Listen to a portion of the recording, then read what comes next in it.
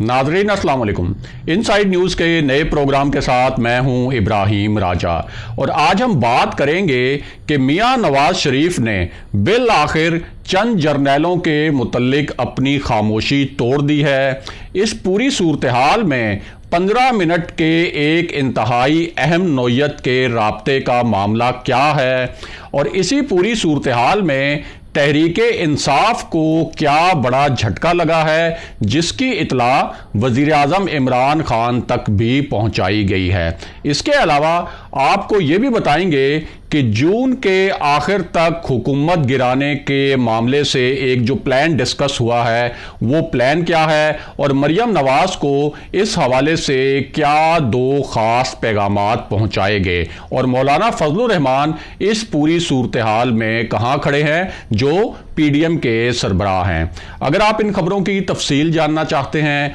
और आने वाले दिनों में भी अहम मामलात से आगाह रहना चाहते हैं तो हमारे चैनल को सब्सक्राइब कीजिए। और अब बात करते हैं आज के मौजू पर, यानी मियां नवाज शरीफ ने चंद जर्नैलों के मुतल्लिक बिल आखिर अपनी खामोशी क्यों तोड़ी और अब ये जो जून वाला प्लान है ये पूरा प्लान क्या है। आपको इसी इशू के मुतल्लिक एक बहुत दिलचस्प वाकया सुनाते हैं और ये जो वाकया है ये army chief general Qamar Javed Bajwa के मुतल्लिक है और इसका जो ताल्लुक है वो मियां नवाज शरीफ से भी है और इस वाकये से आपको ये जो पूरी सूरत हाल है इस पूरी सूरत हाल को समझने में मदद मिलेगी। तो मामला यह है कि जब जनरल बाजवा को आर्मी चीफ बनाया गया था मियां नवाज शरीफ की जानिब से तो उस वक्त असल में क्या हुआ यह था कि जीएचक्यू से एक फ़ाइल मूव हुई और वो फ़ाइल गई वजारत दिफा में।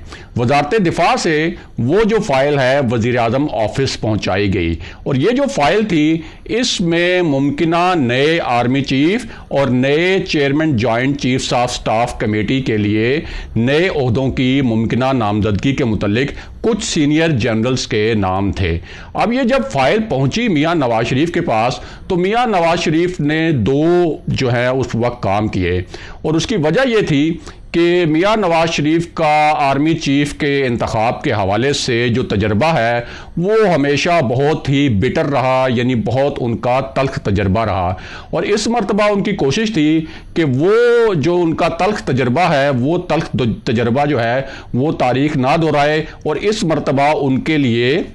माजी की निस्बत कोई पॉजिटिव रिजल्ट्स आए। तो उन्होंने अपने इंटेलिजेंस ज़राए से कुछ मालूमात इकट्ठा करना शुरू की कि उन्हें किसको आर्मी चीफ बनाना चाहिए। अब यहाँ आपको अहम बात यह भी बताएं कि जब भी ये फ़ाइल मूव होती है जीएचक्यू से वजारत दिफा और वजारत दिफा से जब ये फ़ाइल वज़ीर आज़म ऑफिस जाती है तो इसमें जो सिटिंग आर्मी चीफ होते हैं यानी जो हाजिर सर्विस आर्मी चीफ होते हैं जो रिटायर होने के करीब होते हैं उनका इनपुट भी शामिल होता है हर उस जनरल के बारे में जिसका नाम वज़ीर आज़म ऑफिस में भेजा जाता है। अब उस वक्त जब मियां नवाज शरीफ के पास ये फाइल आई तो उसमें दो मजीद नाम और थे जनरल कमर जावेद बाजवा के अलावा।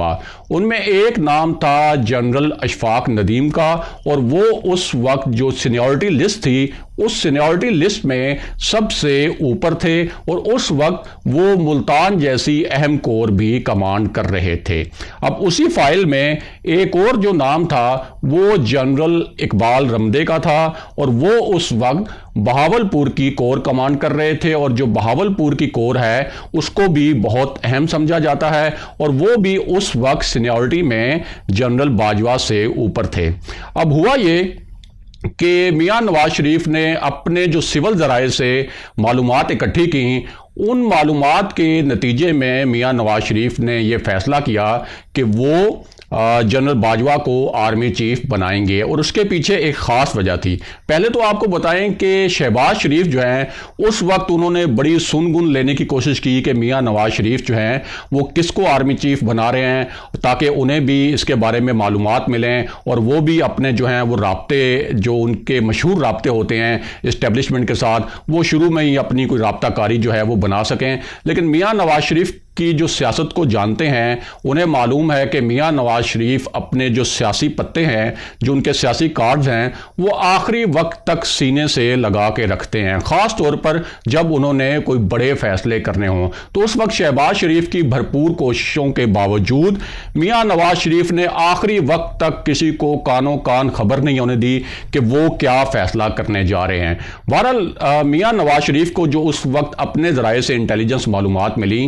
وہ معلومات یہ تھیں کہ جنرل باجوہ ایک بہت پروفیشنل سولجر ہیں، اور ان جو 2014 کا تحریک انصاف کا دھرنا تھا اس وقت وہ راولپنڈی جیسی اہم کور کمانڈ کر رہے تھے، اور اس دھرنے کے دوران انہوں نے اس دھرنے کی مخالفت کی تھی، اور ان کا جو تعارف کرایا گیا تھا، ان کا جو پورا پروفائل تھا، وہ پروفائل یہ تھا کہ وہ ایک بہت جمہوریت پسند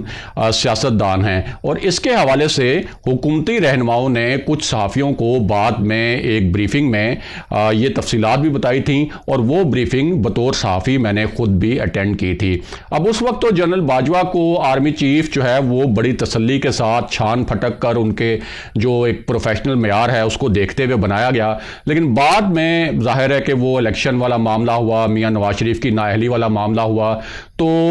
نون لیگ کا جو ہے اب الزام یہ ہے کہ یہ جو پورا میاں نواز شریف کی نااہلی ہوئی اور اس کے بعد الیکشن میں جو مبینہ دھاندلی ہوئی، یہ اس دھاندلی میں فوجی قیادت جو ہے وہ اس کے اوپر نون لیگ جو ہے وہ الزامات لگاتی ہے۔ اب اس پورے تناظر میں میاں نواز شریف نے ایک عرصے کے بعد اپنی جو ہے وہ خاموشی توڑی ہے، اور انہوں نے چند جرنیلوں کے متعلق کیا بات کی ہے وہ بھی آپ کو بتاتے ہیں، اور ساتھ ہی آپ کو یہ بھی بتاتے ہیں کہ تحریک انصاف کو ایک کیا بڑا جھٹکا لگا ہے جو وزیر اعظم عمران خان کے لیے پریشانی کا باعث بھی ہے۔ تو معاملہ یہ ہے کہ PP 275 سے جو